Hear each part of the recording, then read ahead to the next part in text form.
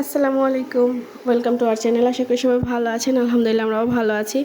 আজকে একটা Friday blog নিয়ে চলে আসলাম। শুক্রবারের দিনটা কেমন যায় আমাদের সেইটাই আপনাদের সাথে আজকে শেয়ার করব। তো আজকে আমি স্পেশাল কিছু রান্না করতেছি। আমি না, আজকে হবে আমরা রান্না করতেছি। আপনাদের ভাইয়া এবং আমরা দুজন মিলে একসাথে রান্না করব। তো এখানে আমি সব রেডি করতেছি। আর এই তো এখানে বাদাম, টমেটো সব কিছু পেস্ট করা, ডিম সিদ্ধ করা হয়ে গেছে, চাল ধোয়া হয়ে গেছে, মানে মোটামুটি সব কাজ আগাই তারপরে মনে হলো যে ব্লগ স্টার্ট করি, এই আর কি। তো শুরু করলাম আজকের ব্লগ। সবাই কেমন আছেন জানাবেন। আর এই তো যারা আমার চ্যানেলে নতুন তাদেরকে পরিচয় দিয়ে দিচ্ছি। আমি হচ্ছে স্বর্ণালী, আমার চ্যানেলের নাম হচ্ছে বাংলাদেশি ব্লগার স্বর্ণালী। আর এই তো এই চ্যানেলে আমি বহুদিন ধরে আছি, আপনাদের সাথে আছি। রেগুলার না, কিন্তু এখন অবধি আছি। আলহামদুলিল্লাহ, আল্লাহ তাআলা ভালো রেখেছে। আজকের ব্লগটা বেশি স্পেশাল, কারণ হচ্ছে দুজন মিলে একসাথে রান্না করতেছি। আর তার মধ্যে আমি অনেক দিন ধরে হচ্ছে এভাবে রান্না করার চেষ্টা করতেছিলাম, হয়ে ওঠে না। তো আজকে ভাবলাম যে বাসায় ট্রাই করে দেখি, মোরগ পোলাও রান্না করব। তো আমি মোরগ পোলাওর জন্য যেই মুরগিটা নিয়েছি, ওইটাকে আগে লেবু এবং টক দই দিয়ে ম্যারিনেট করে প্রায় আধা ঘন্টার মতো রেখেছি। আর তারপর হচ্ছে তেল দিয়ে ভেজে নিচ্ছিলাম। আর ওই তেলের মধ্যেই হচ্ছে ডিম ভেজে নিতেছিলাম। তারপর যেই তেলটা দিয়ে এত কিছু করেছি, সেই তেলটা দিয়েই হচ্ছে রান্না করব। মানে মোরগ পোলাওর যে মুরগিটা, সেটা আগে রান্না করব। এখানে প্রসেসিং বা যেভাবেই রান্না করতেছে সম্পূর্ণটা নিজের মতো করে রান্না করতেছে। হ্যাঁ, অবশ্যই আমি ইউটিউব দেখেছি, কয়েকজনের রেসিপি দেখেছি, এবং সবার রেসিপি দেখে আমার মনে হলো যেটা সহজ মনে হবে বা আমার মতো করে রান্না করি, আমি ওভাবে রান্না করতেছি।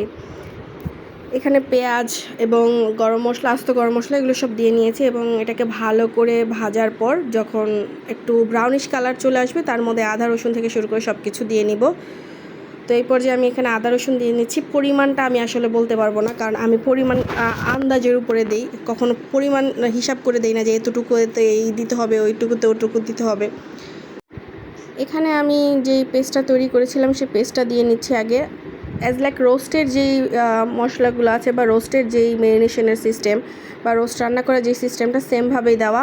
তারপর এখানে আমি একটু টক দই দিয়ে নিয়েছি। এটা আমি বাসায় তৈরি করে নিয়েছি গুঁড়া দুধ এবং লেবু দিয়ে।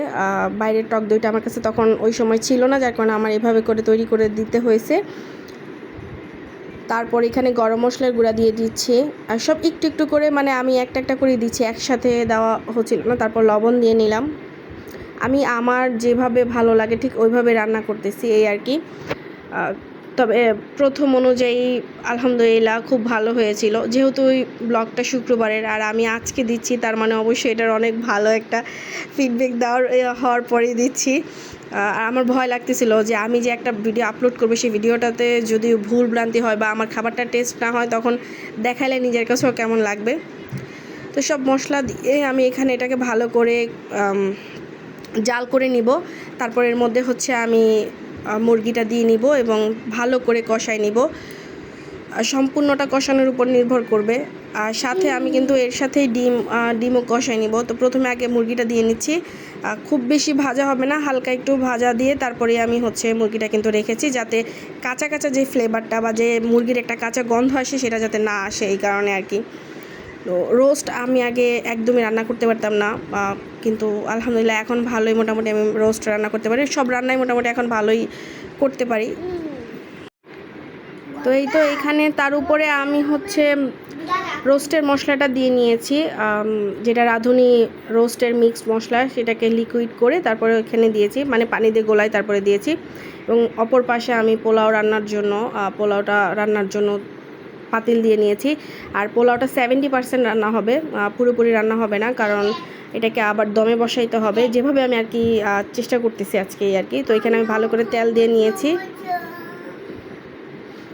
আর তেল দেওয়ার পর সব গরম মশলাগুলো এখানে দিয়ে নিব। পাশাপাশি আমি এখানে ঘি দিয়ে নিয়েছি একটা স্মেল আসার জন্য। আর পোলাওতে ঘি দিলে খুব সুন্দর একটা স্মেল আসে।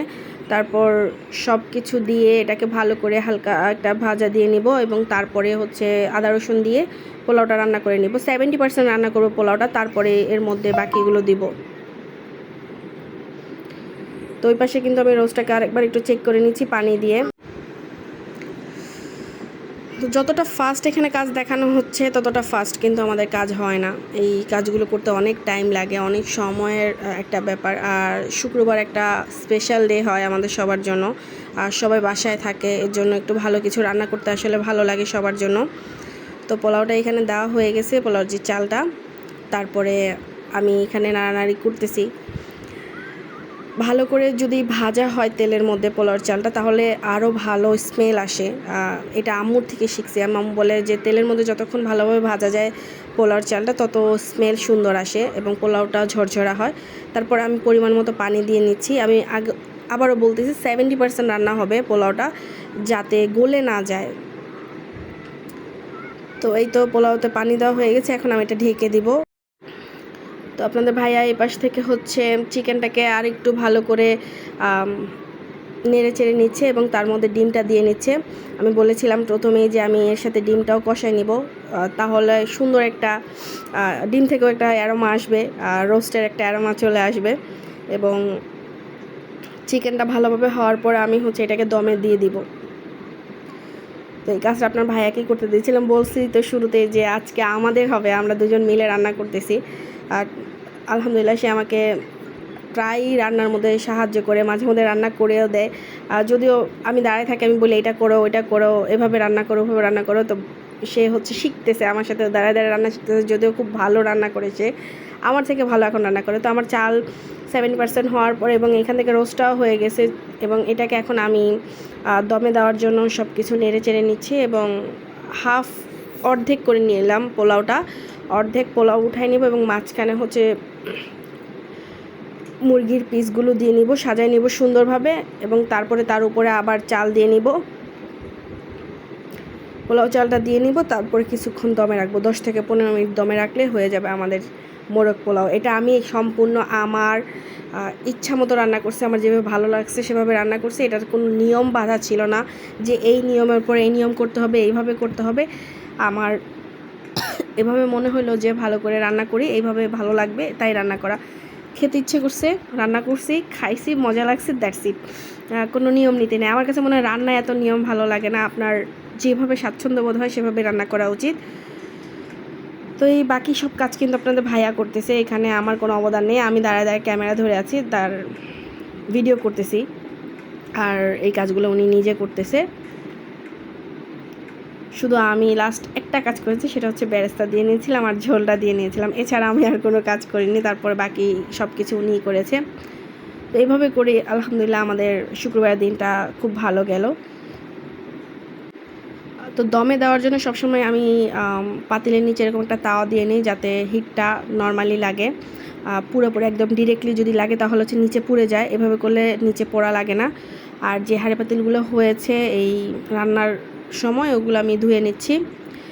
যেহেতু শুক্রবার ছুটির দিন, আর আজকে আমার বাসায় যে আপা কাজ করে উনি আসেনি, যার কারণে এগুলো আমার নিজেরই করে নিতে হচ্ছে। আর সপ্তাহে একদিন আসলে এগুলো করাই যায় নিজের মতো করে। সেই দিনটা আসলে সবাই একদিন ছুটি চাইলে ছুটি দেওয়া উচিত। তো ওখানে ওই কাজগুলো শেষে আমি সালাদ কেটে নিয়েছিলাম। সালাদ কাটার পরে এখন আমি সালাদটাকে মাখাই নিব। তারপরে আমার শ্বশুর আব্বু নামাজ পড়ে আসার পর আমরা একসাথে খাওয়া দাওয়া করব। এভাবে করে হচ্ছে শুক্রবারের ছুটির দিনটা আমরা সবাই একসাথে পালন করি। আর আজকের ব্লগেও আপনাদের সাথে টুকটাক রান্নাবাড়া শেয়ার করলাম, অনেক কথা বললাম, অনেক ভুল ত্রুটি হতে পারে, আপনারা অবশ্যই ক্ষমা দৃষ্টিতে দেখবেন। আর সবাই ভালো থাকবেন, আমার জন্য দোয়া করবেন, আমি যাতে আপনাদের সাথে সুন্দর সুন্দর ভিডিও প্রতিদিন আপলোড করতে পারি। আমাদের কাজ শেষ এবং দুপুরের খাবারের জন্য আমরা সবাই তৈরি হয়ে যাব এখন। তারপর খাওয়া দাওয়া করবো। এখানে আপনাদের ভাইয়া সার্ভ করে দিচ্ছে। আমার শ্বশুর আব্বুর প্লেট থেকে শুরু করে আমাদের সবার প্লেটে মোটামুটি আমরা খাবার নিয়ে একসাথে খাবো। এত বড় পাতিল ধরে নিয়ে যাওয়া যাবে না, যার কারণে আমরা এখান থেকেই আস্তে আস্তে বেড়ে নিয়ে যাব। যার যার প্লেটে যতটুকু পরিমাণ আমরা খাবো, কম বেশি যাই হোক, আমরা মিলেমিশে একসাথে খাওয়া দাওয়া করবো। এটাই হচ্ছে বড় কথা। পরিবারের সবাই যখন একসাথে খাইতে বসা হয়, এর মধ্যে যে একটা আনন্দ, যে একটা ভালো লাগা কাজ করে, এটা বলে বোঝানো যাবে না। সবাই যখন একসাথে বসে খাওয়া দাওয়া হয়, গল্প হয়, কথাবার্তা হয়, ওই সময়টা আসলে অনেক মজার বা ওই সময়টা অনেক আনন্দের। তো কেমন লাগলো আমার আজকের এই ভিডিও অবশ্যই আমাকে কমেন্টে জানাবেন। কমেন্ট করতে একদম ভুলবেন না। আপনাদের কমেন্টগুলো আমার অনেক উৎসাহ দেয়। আপনারা যখন বলেন আপু আপনি রেগুলার হন, আপনাকে ভালো লাগে, তখন আমার সত্যি উৎসাহ বাড়ে। মনে হয় আমি আবার রেগুলার হই, আবার দেই ব্লগ আপনাদের সাথে শেয়ার করি। পারফেক্ট হয়নি জানি না, কিন্তু খেতে ভালো হয়েছিল। কিন্তু তো এই তো আমরা খেতে বসে পড়লাম। আশা করি আজকের ভিডিও সবার ভালো লাগবে। সবাই ভালো থাকেন, সুস্থ থাকেন। দেখা হবে আপনাদের সাথে নেক্সট ব্লগে। সবাই আমাদের জন্য দোয়া করবেন, আমরাও আপনাদের জন্য দোয়া করি। আপনারা সবাই ভালো থাকেন, সংসার, সন্তান, ফ্যামিলি, বাবা মা সবাইকে নিয়ে অনেক অনেক ভালো থাকেন। সবার সুস্থতা কামনা করি। আল্লাহ হাফেজ।